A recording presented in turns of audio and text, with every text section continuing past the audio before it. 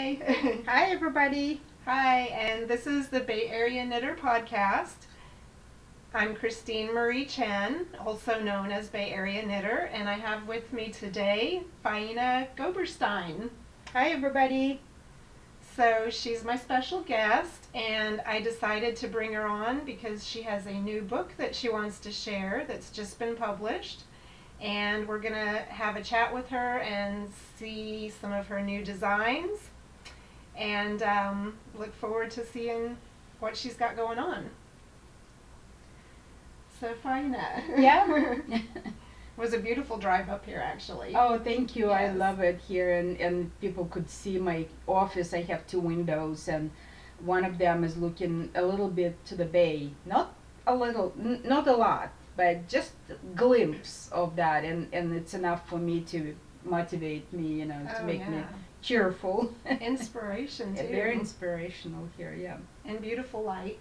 Yes. I like the light in this room. This is Yeah. her studio, right? Yes. One of a couple that you're going to have? No, well, this is basically it. Okay. That's the studio. The other one is just for me, not working. Oh, okay. Yeah. Okay, she Yeah. showed me another room they're It's- adding. Yeah, we didn't finish that yet, so it's going to be a room where I will be playing with my stash and sewing and all that. But this is where I work. That's what we all need. Yeah. Another room to play with our stash. Yes. Or to put the stash. Yeah, otherwise it's all over the place, so Right. my family is not happy about that. Mine too. Yeah. Hubby says you've got too much stuff and it's yarn everywhere. Yes, we're all guilty of that. I'm sure that Oh, yeah. a lot of people who watching us will say the same thing. I'm Right. sure. Yeah, it's part of the deal. Yep. So why don't we start by kind of share when you began knitting, like Oh.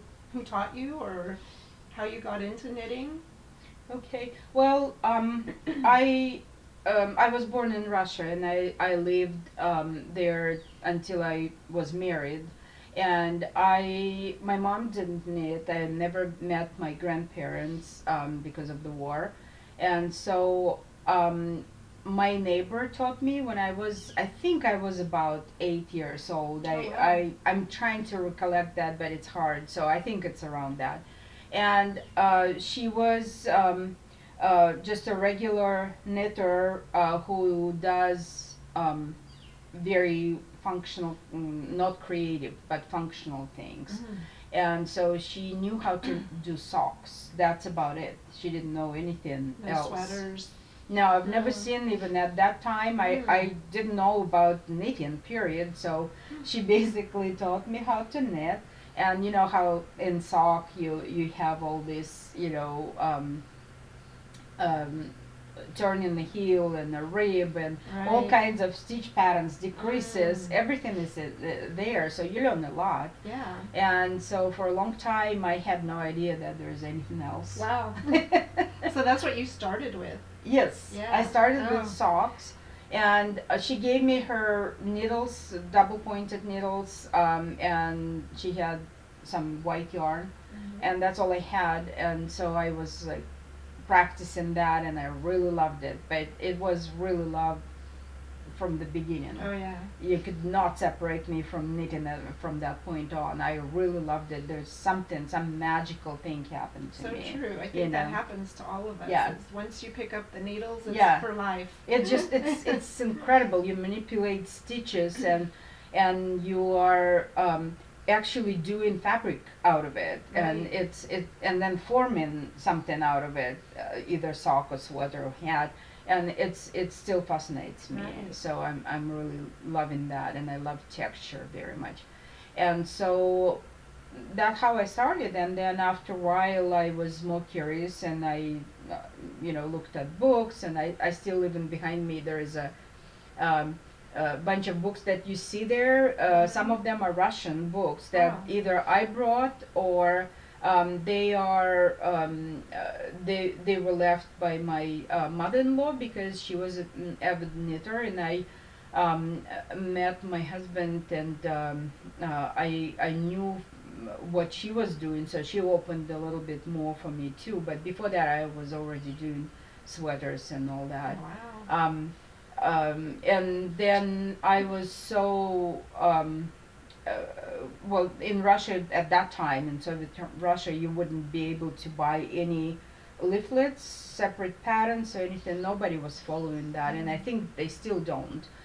So you buy a book, and the book is telling you how to measure your body, how to do flat pattern, how to do the stitch pattern, how to design your own sweater, basically. So custom design. And I wanted to perfect that, so I although I was an engineer at that time, and we finished school very early there because we just go right away into master's program. And so I went to 2 year couture design course on knitting. And so they taught us all ins and outs that I still use and share in my classes and in my books, whatever I do, and because I find that it's one of the things that you really have to pay attention to is finishing, and how you set in the sleeve, how do you calculate that it actually fits your body. Right. So that how really I started. I just went kind of educational way Right. after I learned how to knit. So Excuse me. yeah. So one thing kind of just led to another, and and what about when did the designing begin? Designing, I consider that my designing began at that time Wow. because I was custom designing. Right. And I actually earned some money by doing sweaters for someone else. Oh, good. So that was, I was design engineer, Right. and I worked full Right. time, but on the weekends to make more money, I would do that. Okay. When I came here, we ended up in small town Chico in California, Northern California, and my husband was teaching, his professor at the university there, and so I was trying to find what I can do, and since I was design engineer, I couldn't do it. Right. There was nothing for me in that town, and I became I started to teach at the university as well. So and that's what my career was. I was teaching for over 30 years math at the university and then community college, and so I along that path of my life and family, I always had knitting going right parallel to my life. Nice. I never stopped. It's just a part of it. Yes, Yes. it's just part of me, Mm-hmm. and I never stopped, and that's a creative outlet for me, and so on. So I was continuing what I was always doing. I would go to a store, buy yarn, design my own sweater. But then there was a new yarn shop opened, yarn heartstrings, heartstrings yarn studio. That's how she calls it. And it's a beautiful shop, and she still exists there. And she offered me to work there for her, like 1 day a week or something, to help out. And that was the smartest thing that I've done. While working full time, I still was doing that because I exposed myself to labels, to content of the yarn that I never really paid attention. I liked the yarn, I loved the color, that's what I would buy, but I never really was worried about what company it was. But Right. now I know, and that was very educational for me. And while I was there, I would bring something that I would make out of the yarn of my stash, and I would say, well, you have this yarn, why don't you display that? And her name is Joanne Wilson, and Joanne says to me, actually, don't bring anything unless you have instructions how to do it.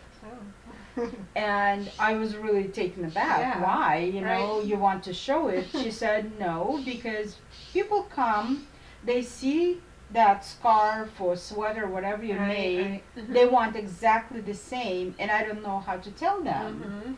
So you need to write the patterns. And so she kind of pushed me in Yeah. that direction. And I said, I coming from Russia, where you really don't do anything unless you have education for it. Right. I said, well, I don't have any education for writing patterns. I'm an engineer by major, Uh-huh. and I professor of math by what I do right now. You know, I don't really have degree in textiles or art.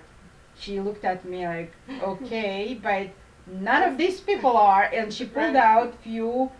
She gave me to study at home, and I wrote my first pattern Wow. while I was there. So that probably was like 2002. Mhm. And well, no, it's probably, well, I don't remember exactly. Mhm. And so I did that, and then I kind of liked that, and I started to publish my own patterns from that Mhm. point on, but I never really submitted for the magazine or Mhm. anything like that. And then in 2008, I wrote a book, and that book was published by Martingale and Company. So can you share that process, like how you can go from not being published and then just writing a book? Yeah. Well, A little bit. when I decided to do that,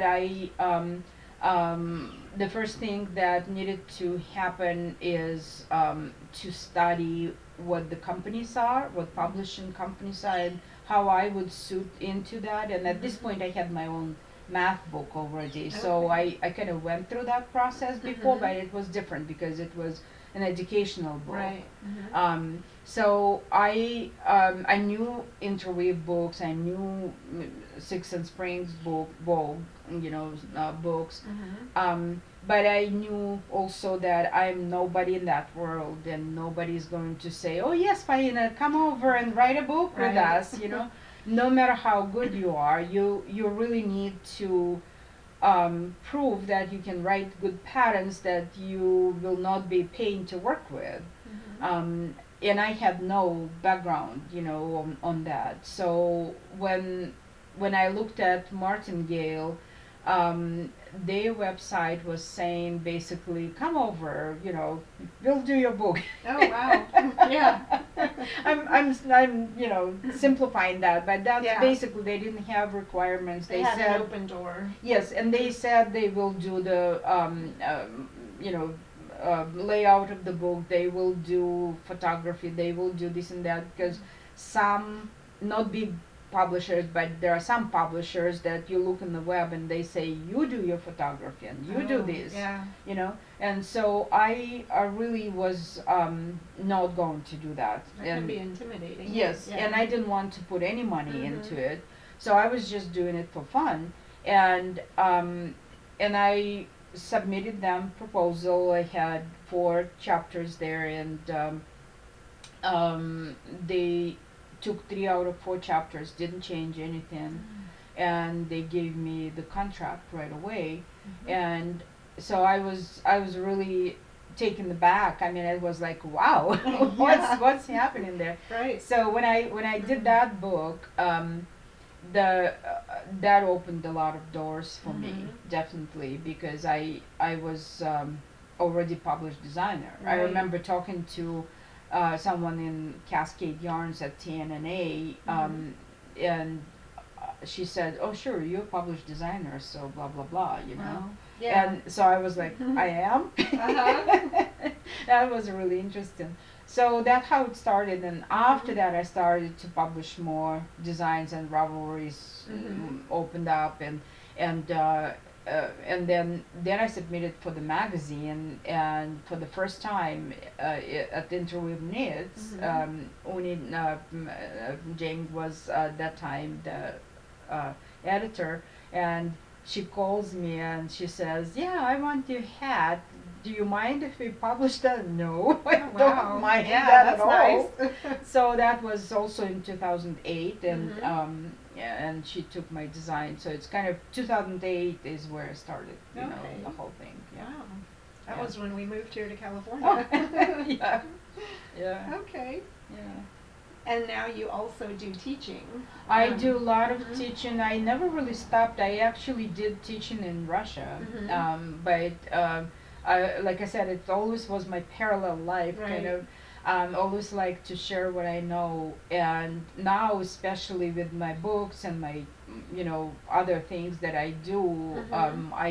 I really want to show the techniques that I'm into. And as a designer, I was trying to think, people say that designer has a niche such and such. Right. Mhm. I was thinking, what is my niche? And Right. I really don't have one, Mhm. unless you could say texture is a niche. Mhm. Because I like texture.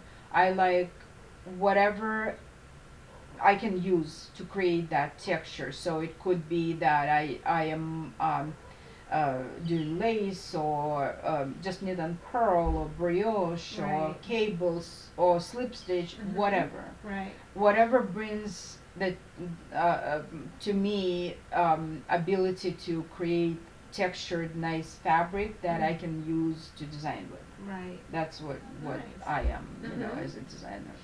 So So speaking of textures yes, and stitches, yeah. she has a new book that we're going to share with you. Mhm. And can you tell them where they'll be able to find it This as is well? this This is the is book. the book. It's Mhm. slip stitch knitting, the art of slip stitch knitting. It can be found anywhere, Okay. really. Any local yarn shops, Barnes and Noble, Mhm. Amazon, Interweave website, anywhere you want. And you Okay. could also go to my website, and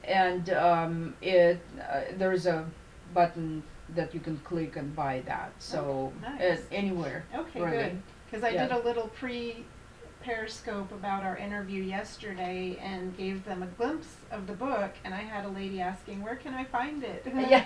So yeah. Yeah, it's everywhere right now. It just came out in September, but Mhm. end of August maybe, but September is official date. And it's going very well, so hurry to get it. But Mhm. I'm Right. sure Before it's sold out. yes, because it goes really fast. Yeah. And so this, do you want me to talk Yeah. about Yeah. that? So We'll show them your the designs. yeah, And the book is on slip stitch knitting, and I did that book with this book with Simona Merchant Dest, who is a wonderful designer and friend of mine. And what we were doing there is uh, we tried to bring slip stitch patterns in one place, classify them. We have 4 different chapters that we are isolating them in groups, and we have definitions of what it means and why it's in that group.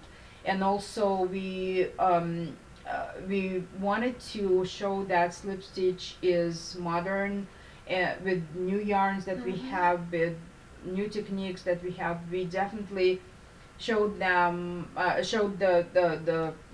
reader that we have very modern take on that Mhm. technique. And at first, the book is going through. It's probably like 1/3 of the book, like that much.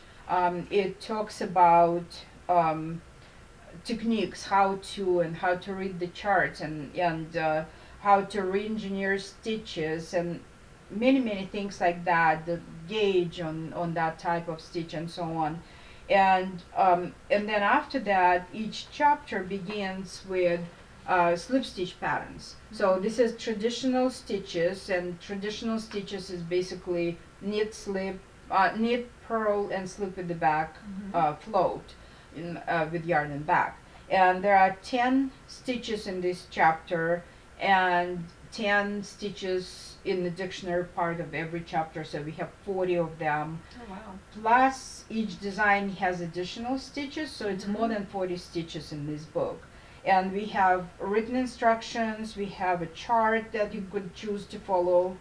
We show also uh, like on this one you could see we show the back side of the stitch, You might even be because able to hold it close and they can see a little yeah, bit more. so we showed what's on the back of that stitch, Mhm. because it's important too. Sometimes you choose for the scarf or some, project that shows the wrong side. So it is important for us as when we begin our own adventures, in design and or whatever. And we definitely pay attention to that. And then we explain everything. We give tips how to hold the yarn and where to hold it and so on. And then we have all kinds of designs. So you see one that's traditional stitch, that is mosaic. So if you, Yeah, it's you a can little get, bit, let me see yeah. how close I can get there. It's also the light. I Oh was trying yeah, to, there's a little better. yeah. So that stitch pattern is mosaic, and mosaic is part of traditional stitches. So it's definitely is just knit purl and slip with the back float. And Barbara Walker did a lot of work with that, and she has a whole book on that. I And love slip stitches. Yes. Better than Fair Isle. Yes. Yes. But what we also wanted to make sure that people understand, that the slip stitch is not just color, although we have a lot of color here because it's fun, but slip stitch is also like these Oh, yes. patterns right here. Textures. It's just a texture, yes, and it's incredible how you could just play with that. And when you slip the stitch with the yarn and back, what happens, you bring that stitch in front of the fabric. So that's how texture is created. And if you do it in different spots, then and so the other chapter is where we have maybe I should show the Oh yeah. so you could Show some of the samples. Yes. so this is one of the projects I from love the the book. bag. Thank you. This is the handles are from Jewel Designs, and this is all slip stitch. Believe it or not, it looks like woven stitches, and that's how we call that group. So what happens here, that what you see as a texture here is a front float. So you're creating the texture with the front floats. You keep the yarn in front of stitch, in front of work, and that manipulating the colors and everything. So that creates that beautiful texture that people look at it and say, "What is that? Yeah, Is that very nice? knitted?" I know, it's beautiful. They don't even believe that it is. But when I teach class on that, people go like, I just finished one. I had 2 classes for Vogue Knitting Life in Chicago, and they were just blown away how easy that is. And that's what people really don't know. They look at it and think that it's very difficult, but it's not. Right. Another myth about slip stitch is that people say that this is just an easy color work compared to Fair Isle or Intarsia, but it's not that it's easy. It's more, it's different. You can't really replace it. Right. It's a different texture, different. So this is the scarf. Because of the floats, it makes Yeah. it different. Yeah. Also front float, so that's again the same type of stitch that's in the same group. So those were from the book. This pattern I made. Ooh, look at that. That's available for, I have my own line of patterns, FG Designs. So this one is called Shades of Amber, That up close to and it's available on Ravelry as a separate pattern. I love that. Thank you. The colors are important to pop, These, some of you might recognize this. This is called Santorini cowl. That was from my DVD that I did with interweave, also on slip stitch. And there are 5 different slip stitches involved here, so that all of them I go through how to make on that DVD. And the colors are there. This is, I never got back that cowl, so I made another one in different colors. But the colors there, it's pink and gray, so you might have seen that. So this is another project from the book. And that's again slip stitch that uses the front float, Oh, yeah. and it's on diagonal, so it just goes all the way to the crown there. See? Mm-hmm. It's very pretty. So I just changed the colors. I kept the same stitch pattern there, but I just changed the colors and it made that effect. So it's really fun to play with all these, believe it or not. I'm just so into it. Wow. This is this was very interesting. This is a shawl. Nice. This, Do you want me to hold one side? yeah. Well, I don't know. Is that, you could see that? So this border is Russian from Russian shawls, Orenburg shawls. So that's the traditional border there, one of them. And the stitch pattern here is called Stamen stitch. And what was interesting is that it's Claudia hand painted yarns, fingering yarn, and I started with needle number 5. It was too tight for the shawl. I wanted to be flowy and open. So I went through 6, 7, 8, and I think I stopped on 8, but I could see going to 9. To give it more drape. To give more drape, to open it up so you could see that there is air between the stitches there, right? But at the same time, the integrity of the stitch pattern stays. Right. Either it's on the very thick or open up like this. So some of them do that. They stay that. There are 2 projects behind me there, behind us. One is a hoodie and one is the yoke sweater, kaketka it's called, Kromka and kaketka. We actually gave names, Russian and Czech names to our project. And I only have my projects here. Simona has hers at home. So I wanted to point out to those because we tried to do very simple designs so they are not overwhelming. And so you could see that it's just a little bit, it's a stockinette portion, the main portion is a stockinette. And then just a little bit here, a little bit there is a stitch pattern that is slip stitch. And so it's just a great way to introduce that technique, just to start with that. This is an example of a use of slip stitch for texture. One color only, bijou basin yarn, and love bijou basin. yes, it's a beautiful yarn, and it's a bamboo blend with yak, nice. you know, Lhasa Wilderness it's called. And so the sleeves feature one design as of slip stitch that is floats in front, and then the cables have slip stitch in them. Yeah, they are flatter than usual cables, and then also lines that frame them. They also slip stitch, you know.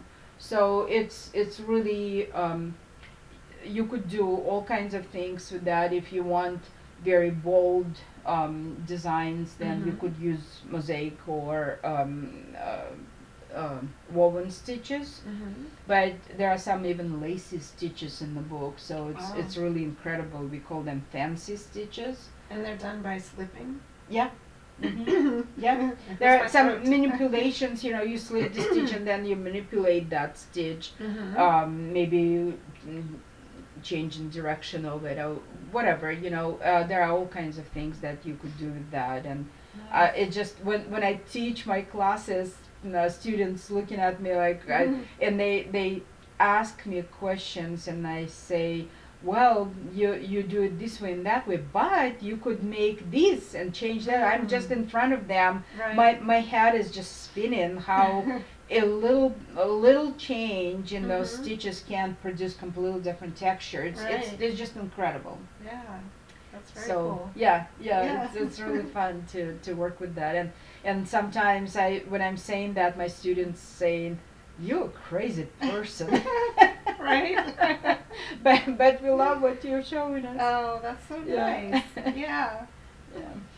Do you have any classes coming up soon? I have a lot of actual classes that I'm going to teach. One is going to be in April. There's a Kent retreat.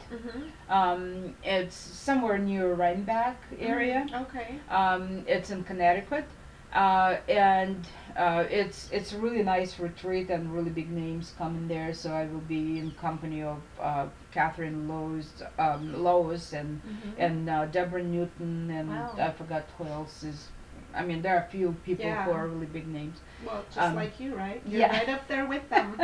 So She is. She I really is. I don't think that way at all. Oh, I you just are. I'm honored every time that I got something going there, and I'm thrilled that I'm going to teach for Vogue Knitting in New York.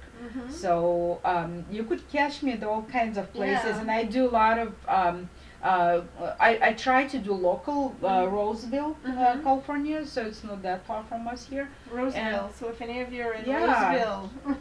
No, I'm doing my so so it's really I'm trying to do a lot of teaching here locally too. And there is a shop nearby. Well, there are two of them by Stichel in Pinole, and then there is also used to be K2 Tog in Albany, Oh, okay. but now they just opening new shop instead, and it's called Avenue Yarns. Okay. So in those two shops, I teach once a week, so you could catch me there. Oh, You know? nice. Because I just can't sit at home next to computer all the time. I have to Right. get out and do something. So Don't you do you knit every day though, I bet? I do, Yeah. I do knit every day, Yeah. and people come here and I knit with them, and I go to other places. I don't have a particular group that I belong Okay. to yet, because I'm kind of new to the area here. Start your own. Yeah, maybe, Yeah. but I just I don't want to lead the group because I'm Oh, so yeah. not reliable with my times. Oh, right. Something comes up and I just go. Yeah. So, That's yeah. understandable. Yeah. So I taught at Madrona Festival. I Mhm. taught at Stitches West, and I did Interweave Lab when it was here in San Mateo. So I you know I teach at shops and I teach at guilds. I just did 2 guilds here, one Oh, San nice. Francisco and one Bay Area guild, Mhm. and Los Angeles guild and New York Long Island guild are talking to me right now about the dates and Oh. everything. So Very cool. if you want me to teach, Yes, get in touch. She's gonna share where she can be found Yeah. and how people can get in touch with her, and I'll have all the information on the show notes on the blog as well. So Yeah. if you want to share where people can reach out. I am all Find over you? the place, really. I have my website, which is called Faina's Knitting Mode, and in notes we will have the Yeah, link, so we'll you have could, the link and yeah. spelling and everything. And on that blog, actually, what I do on my website, I also interview designers. I have a designer studio there, and I review books and I review products. And most of the time, I'm asking them to give me extra copies. So in my Ravelry group, FG Designs, on my website, on Facebook, Twitter, anywhere, you could be part of the drawing and get giveaway. So I just did recently a really nice a product that was Knitter's Pride, all the needles and blockers and so on, and then also the latest one was Needle Keeper. Oh wow. I love those. Is that for the little needle keepers that you use with double pointed needles? No, Or- it's that one is Knitter's Pride, Oh, and this okay. one is different product. It's a tube with the cap on one side, and you put needles in. Oh, I wish I wow. prepared Yeah, that to that's show, okay. That's but okay. but you could go to my website, and I have Mhm. blog post on that, so you could just really see what it's all about. I showed a few pictures how you use that. I love that product because you Mhm. save your circular needles, the joint. Oh, nice. You know, Mhm. it all goes into the tube, and you just throw in your bag, and nothing happens to Wow. the needles. Yeah. So it's really great. Okay. So I do that, and then I have my newsletter. If you sign up for that, you will know first what I'm doing, what's next, and I have craftsy classes. I have DVDs and books and patents and You publishing. name it, right? Yes, I Right? just really I love it, and I really don't want to do just one thing. I'm all over the place because I'm Mhm. interested in it. Mhm. I really want to have the opportunity, and they all have different things that each magazine, each publisher has their own face. Mhm. So to speak, and so it's interesting to mold your design into something that fits them as well. Right. Nice. So yeah. Before we sign off, I noticed you had another book laying there. Do you want to Yes. just show them Sure. show them anything about So it? this book came out in 2013, and Mhm. I have a class on Craftsy on how to design your own sweater, custom design, and also how to, if you're a designer, how to prepare for publishing. So size your patterns. So it's called size and knitwear patterns. Mhm. So the part of it in this book, I also did that with Simona Merchant Desk, and I have things like these there. Oops, like this, where you It's hard. yeah, it's hard to show. No, this way. Oh. Here. Are you trying to Um, show which part are you I'm trying to show that picture right Oh, there it there. is. Here we go. So that's the way I do the gauge swatch. And this book, almost quarter of Oh. that book, is devoted to how to design, how to use stitch patterns, where to Mhm. place them, what kind of constructions you have, and it's all seamless construction. That was our focus there. Nice. So we have all kinds of, projects. I have two projects that I can show from there. So this is a sock, also from Bijou Basin, Wow. but it's 100% Ooh, yarn. long socks. So Mhm. yeah, it's a knee-high sock, Mm. and there's a really beautiful picture there in the book, and this is a cover piece. Pretty. So it's Celtic cables. I love that Celtic. yeah, and there's a little thing in the back. Mhm. Very pretty. So I'm having fun with that. Yay. Yeah. Well, thank you for sharing. Oh, sure, thank you. Was there anything else that we missed or that you want to just share? I I think we covered pretty much everything. I just want to thank you for doing such a great job. You're Because welcome. it's important for us in the community of knitters to know about each other, what we do, Right. and promote each other. And you're a great designer yourself. Oh, So thank you. so I it's- feel honored to know Yeah. you. Same here. Oh. So I think as a long time knitter, I would say don't be afraid of into jumping of any technique.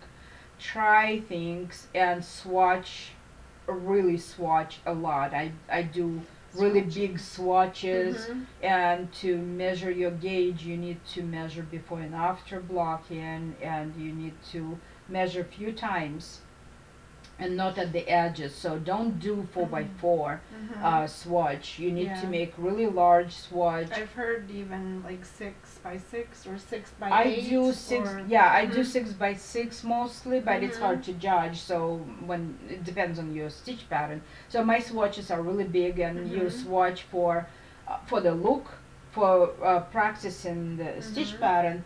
But when you know all that, you make really good swatch, and you measure in the middle of it. And like I said in my book, the first one, we show how to do that on textured stitches. Mhm. So you don't have to come back and count every stitch. You frame in that rectangle, Right. and then you just measure within that rectangle. And so that really gives you very precise average count, because Mhm. you measure maybe 5-6 times and then you take average, so you pretty much sure that it's gonna fit when you finish your sweater. And then do you block your swatches? I block my swatches. I measure. I have a table that I make. I'm very organized. Much so more than me, no. It's the way I am. Yep. You know, I have to be that way. And so I have a table where I say measurements before blocking 5 times Wow. and after blocking 5 times, because when you knit, it's one thing you see, and then when you block, you know you have different. Yeah, it grows. Yeah, either grows or shrinks. Oh, that's true. Yeah. So anything can happen. So it depends on the fiber you're using and stitch pattern you're using. So that is very important to be aware of. So Block, block, block. yes, definitely.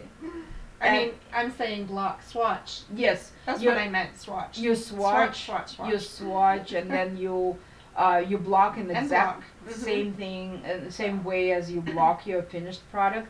But I also know that many, including me, many designers, after calculating the swatch, you work through the project and you are measuring as you go. Right. So because, you know, you get angry or you get too relaxed and your gauge just goes, you know. Yeah. So you need to be aware of that and, yeah. All right. Well, that said. So thank you. Yes, thank you for listening, guys. Yes, guys, thank you for watching, and reach out and let her know what you think. Let her know what you thought about the podcast. And sign up for my newsletter too. Yes. And I'll have all the links in the show notes so that you can find her and get in touch with her. And I'm probably going to head out from here and go to Folsom to visit my friend Lorna Miser. Oh, great. Yeah. So then hopefully the next podcast will be with her, and she'll be showing off her new yarn line, Zombie Yarns. Can't wait. All right. I'm sure it's going to be Oh gorgeous. yeah. She gave me a skein the last time she came down and visited. Yeah. So. She's the original owner of Lorna Laces, Yes. so she knows what she's doing. Yes, she's dying again. That's her what do you call it? The new slogan is Lorna dies again. Yeah. All right. So anyways, guys, thanks for watching, and until next time, happy knitting. Bye. Bye.